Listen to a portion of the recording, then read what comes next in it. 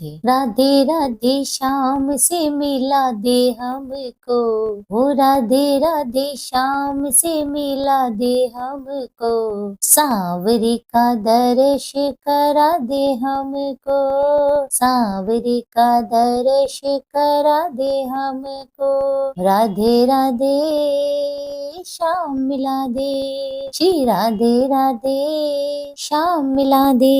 राधे राधे। जय श्री कृष्णा। आप सभी का दिन शुभ व मंगलमय हो। पूर्णिमा के दिन सभी भक्तों को प्रेम और भक्ति पूर्वक पूर्णिमा की कथा अवश्य सुननी व पढ़नी चाहिए, जिसे पढ़ने व सुनने से भगवान श्री हरि, भगवान शंकर आपकी सभी मनोकामनाएं पूर्ण करते हैं। तो आइए कथा आरंभ करते हैं। बोलिए गजानंद गणपति महाराज की जय, श्री विष्णु भगवान की जय, शंकर भगवान की जय। द्वापर युग में एक समय की बात है, यशोदा जी ने भगवान श्री कृष्ण से कहा, हे पुत्र, तुम सारे संसार के पालन करता, उत्पन्न करता और संहार करता हो। आज कोई ऐसा व्रत मुझसे कहो जिसे करने से मृत्यु लोक में स्त्रियों को विधवा होने का भय न रहे और ये व्रत हर प्रकार की मनोकामनाओं को पूर्ण करने वाला व्रत हो। मैया यशोदा की बात सुनकर कृष्ण कहने लगे, हे मैया, आपने बहुत सुंदर प्रश्न पूछा है। मैं आपको ऐसे ही एक व्रत को विस्तार पूर्वक कहता हूँ, आप ध्यान पूर्वक सुनो।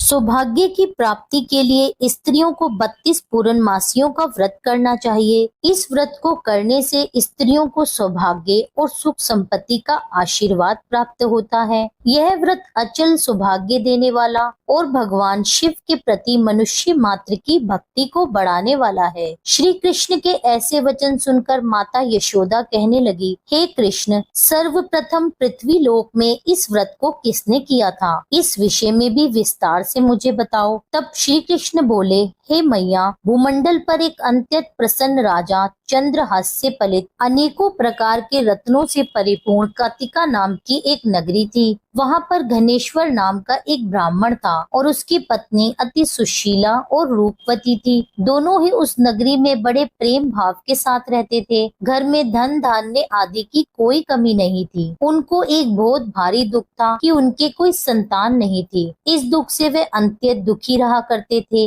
एक समय एक बड़ा तपस्वी योगी उस नगरी में आया। वह योगी उस ब्राह्मण के घर को छोड़कर अन्य सब घरों से भिक्षा लाकर भोजन किया करता था। रूपवती से वह भिक्षा नहीं लिया करता था। उस दिन योगी ने एक दिन रूपवती से भिक्षा न लेकर किसी अन्य के घर से भिक्षा लेकर गंगा किनारे जाकर भिक्षा को प्रेम पूर्वक खा रहा था कि घनेश्वर ने योगी का यह सब कार्य किसी प्रकार से देख लिया। अपनी भिक्षा के अनादर से दुखी होकर घनेश्वर योगी से बोला, महात्मन, आप सब घरों से भिक्षा लेते हैं परंतु मेरे घर की भिक्षा कभी नहीं लेते, इसका कारण क्या है? योगी ने कहा कि निसंतान के घर की भीख पतितों के अन्न के तुल्य होती है और जो पतितों का अन्न खाता है वह भी पतित हो जाता है। क्योंकि तुम निसंतान हो अतः पतित हो जाने के भय से मैं तुम्हारे घर की भिक्षा नहीं लेता हूँ। घनेश्वर ये बात सुनकर अपने मन में बहुत दुखी हुआ और हाथ जोड़कर योगी के पैरों में गिर पड़ा तथा अंतर्भाव से कहने लगा, हे महाराज, यदि ऐसा है तो आप मुझको पुत्र प्राप्ति का कोई उपाय बताइए। आप सर्वज्ञ हैं, मुझ पर अवश्य ही कृपा कीजिए। धन की मेरे घर कोई कमी नहीं है परंतु मेरे संतान न होने के कारण मैं अत्यंत दुखी हूँ। आप कृपा मेरे इस दुख का निवारण करें। ब्राह्मण की यह बात सुनकर वे तपस्वी योगी कहने लगे कि देवगण, तुम देवी चंडी की आराधना करो। घर जाकर उस ब्राह्मण ने अपनी पत्नी को सारा वृतांत कहा और स्वयं तपस्या करने के लिए वन में चला गया। वन में जाकर उसने देवी चंडी की उपासना और उपवास करना प्रारंभ कर दिया। देवी चंडी ने 16वें दिन उसकी तपस्या से प्रसन्न होकर स्वप्न में उसको दर्शन दिए और कहने लगी, हे घनेश्वर, जा तेरे घर पुत्र होगा परंतु वह 16 वर्ष की आयु में मृत्यु को प्राप्त हो जाएगा। यदि तुम दोनों पति पत्नी मिलकर 32 पूर्णमासियों का व्रत पूरे विधि विधान से करोगे, जितनी तुम्हारी सामर्थ्य हो, आटे के दिए बनाकर शिवजी जी का पूजन करना। प्रातः काल होने पर इस स्थान के समीप तुम्हें एक आम का वृक्ष दिखाई देगा। उस पर तुम चढ़कर एक फल तोड़कर शीघ्र अपने घर ले जाना। अपनी स्त्री से सब वृतांत कहना। ऋतु स्नान के पश्चात वे स्वच्छ होकर भगवान शिव का ध्यान करके उस फल को ग्रहण करने से भगवान शिव की कृपा से गर्भ ठहर जाएगा। इस प्रकार जब वह ब्राह्मण प्रातः काल उठा तब उसने उस स्थान के पास एक आम का वृक्ष देखा। स्वप्न में मिले आदेश के अनुसार उस ब्राह्मण ने आम के वृक्ष पर चढ़कर उस फल को तोड़ने का प्रयास किया, परंतु वृक्ष पर कई बार प्रयत्न करने के बाद भी वह चढ़ न सका। तब तो उस ब्राह्मण को बड़ी ही चिंता हुई और विघ्न विनाशक श्री गणेश जी की वंदना करने लगा।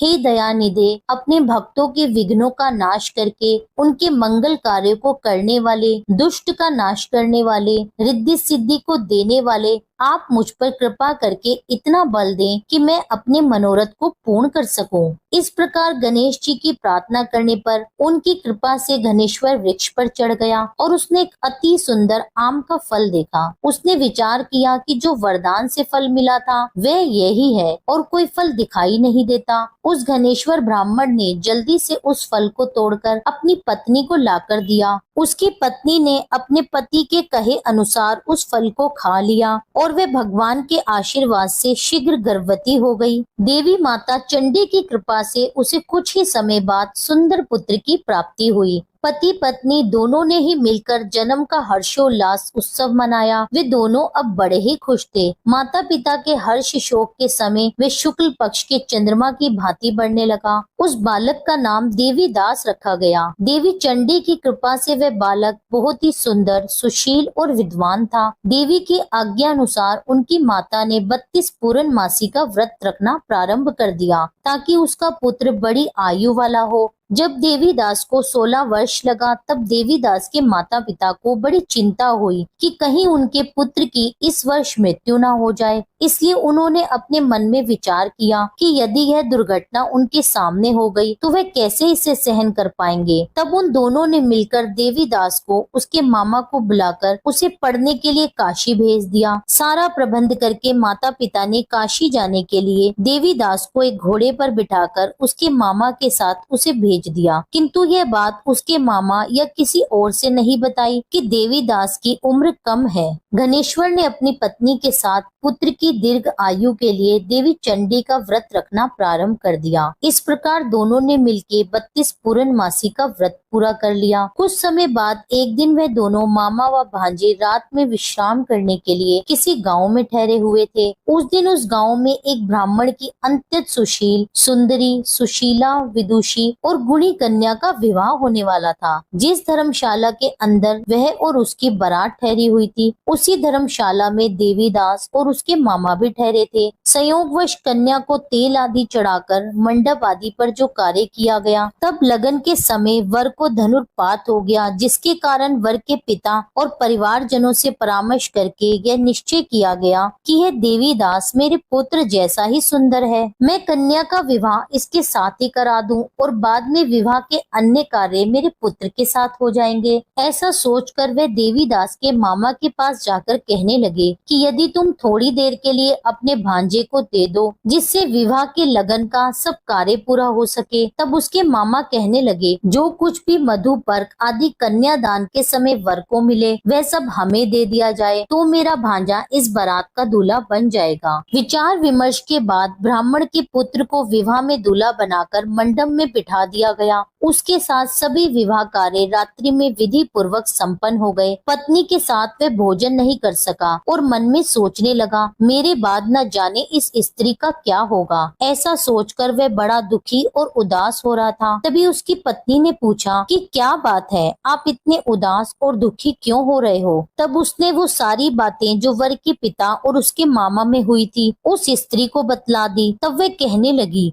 ये ब्रह्म विवाह के विपरीत है, ये कैसे हो सकता है। ब्राह्मण और अग्नि के सामने मैंने आपको ही अपना पति बनाया है, इसलिए आप ही मेरे पति हैं। मैं आपकी ही पत्नी रहूंगी, किसी अन्य की कदापि नहीं। तब देवीदास ने कहा, ऐसा मत कहिए, क्योंकि मेरी आयु बहुत थोड़ी है। मेरे पश्चात आपकी क्या गति होगी, इन बातों को अच्छी तरह विचार कर लो। परंतु वे दृढ़ विचार वाली थी, बोली कि जो आपकी गति होगी वही मेरी गति होगी। हे स्वामी, आप उठिए और भोजन करिए, आप निश्चय ही भूखे होंगे। इसके पश्चात देवीदास और उसकी पत्नी दोनों ने ही भोजन किया तथा शेष रात्रि वो सोते रहे। प्रातःकाल देवीदास ने अपनी पत्नी को 3 नगों से जड़ी हुई एक अंगूठी दी, एक रुमाल दिया और बोला, हे प्रिय, इसे लो और संकेत समझकर स्थिर चित्त हो जाओ। मेरा मरण और जीवन जानने के लिए एक पुष्प वाटिका बना लो, उसमें सुगंधित वाली एक नव मल्लिका लगा लो, उसको प्रतिदिन जल से सींचा करो और आनंद के साथ खेलो कूदो और उत्सव मनाओ। जिस समय और जिस दिन मेरा प्राण अंत होगा ये फूल सूख जाएंगे और जब ये फिर से हरे हो जाएं तो जान लेना कि मैं जीवित हूँ। यह बात निश्चय करके समझ लेना, इसमें कोई संशय नहीं है। यह समझाकर वह चला गया। प्रातःकाल होते ही वहाँ पर गाजे बाजे बजने लगे और जिस समय विवाह के कार्य समाप्त करने के लिए वर और सारे बराती मंडप में आए तो कन्या ने वर को भली प्रकार से देखकर अपने पिता से कहा कि यह मेरा पति नहीं है, मेरा पति वही है जिसके साथ रात्रि में मेरा पाणी ग्रहण हुआ था। इसके साथ मेरा विवाह नहीं हुआ है। यदि वह यही है तो बताइए कि मैंने इसको क्या दिया। मधु पर्क और कन्यादान के समय जो मैंने आभूषण दिए थे उन्हें दिखाए और रात में जो मैंने गुप्त बातें कही थी वह सब भी सुनाए। पिता ने उसके कथनानुसार वर को बुलवाया। कन्या की यह सभी बातें सुनकर वह कहने लगा कि मैं कुछ नहीं जानता। इसके पश्चात लज्जित होकर वह अपना सा मुंह लेकर चला गया और सारे बराती भी अपमानित होकर वहां से लौट गए। भगवान श्री कृष्ण बोले, माता, इस प्रकार देवीदास काशी विद्या अध्ययन के लिए चला गया। जब कुछ समय बीत गया तो काल से प्रेरित होकर एक सर्परात्रि के समय उसको डसने के लिए वहां आया। उस विषधर के प्रभाव से उसके सोने का स्थान चारों ओर से विष की ज्वाला से विशाला हो गया,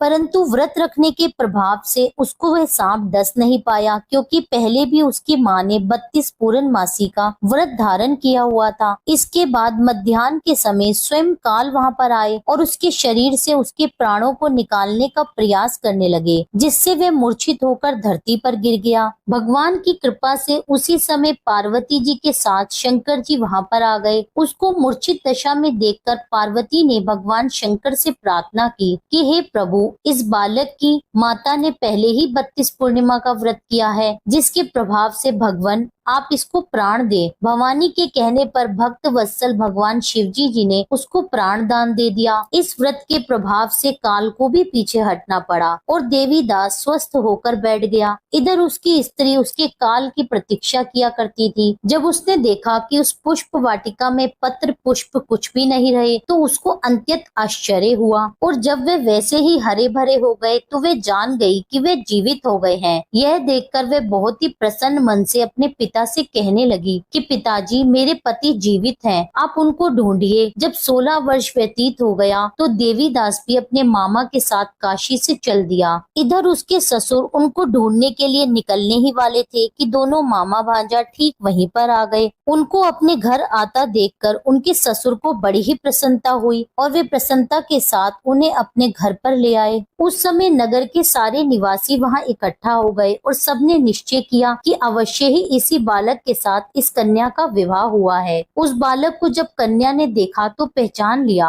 और कहा कि यही वही है जो संकेत करके गए थे। तदुपरांत सभी कहने लगे कि भला हुआ जो ये आ गया और सब नगर वासियों ने आनंद मनाया। कुछ दिन बाद देवीदास अपनी पत्नी और अपने मामा के साथ अपने ससुर के घर से बहुत सा उपहार आदि लेकर अपने घर के लिए प्रस्थान किया। जब वे अपने गांव के निकट आ गए तो कई लोगों ने उनको देखकर उनके माता पिता को पहले ही जाकर खबर दे दी कि तुम्हारा पुत्र देवीदास अपनी पत्नी और मामा के सहित आ रहा है। ऐसा समाचार सुनकर पहले तो उन्हें विश्वास नहीं हुआ, किंतु जब और लोगों ने भी आकर उनकी बात का समर्थन किया तो उनको बड़ा ही आश्चर्य हुआ। लेकिन थोड़ी देर में देवीदास ने आकर अपने माता पिता के चरणों में अपना सिर रखकर प्रणाम किया और उनकी पत्नी ने भी अपने सास ससुर के चरणों को स्पर्श किया। तो माता पिता ने अपने पुत्र और पुत्र वधू को अपने हृदय से लगा लिया और और दोनों की आंखों में प्रेम अश्रु बहने लगे। अपने पुत्र और पुत्र वधू के आने की खुशी में गणेश्वर ने बड़ा भारी उत्सव किया और ब्राह्मणों को भी बहुत सी दान दक्षिणा देकर प्रसन्न किया। श्री कृष्ण जी कहने लगे कि इस प्रकार गणेश्वर 32 पूर्णमासियों के